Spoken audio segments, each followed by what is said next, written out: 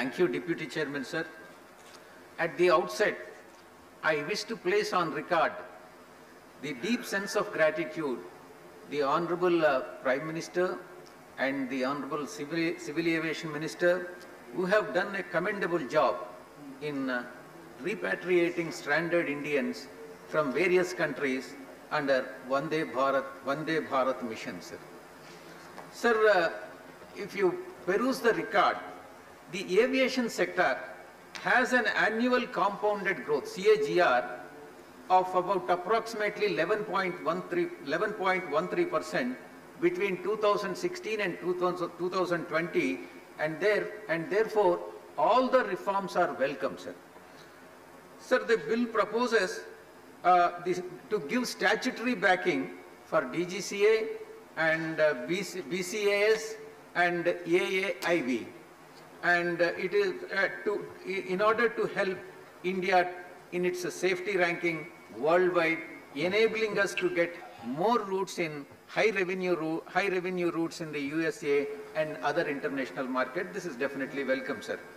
However, I have a few points to be brought to the notice of the Honorable Minister and yourself, sir. The government can be commended for having increased the ecosystem in the aviation sector with more than 100 operational airports, 680 aircraft and 19 crore trips. India is the third largest in the aviation market after China and USA. Sir, the increased air activity, however, has led to near air misses, which is really a cause of concern, which I hope the Civil Aviation Minister will definitely address it. Sir, the increased cases of accidents, more particularly tabletop runways. Tabletop runways is short runways and in the hilly areas. And we have seen accidents in Mangalore and recently in Kozhikode also, sir. And this is really another cause of concern.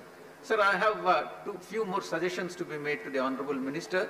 The convergence of defense and commercial airports, because for example, Visakhapatnam Airport, which is operated by Airport Authority of India as well as Navy together, this has therefore caused some problems in increasing the flight connectivity to the executive capital of Andhra Pradesh, sir.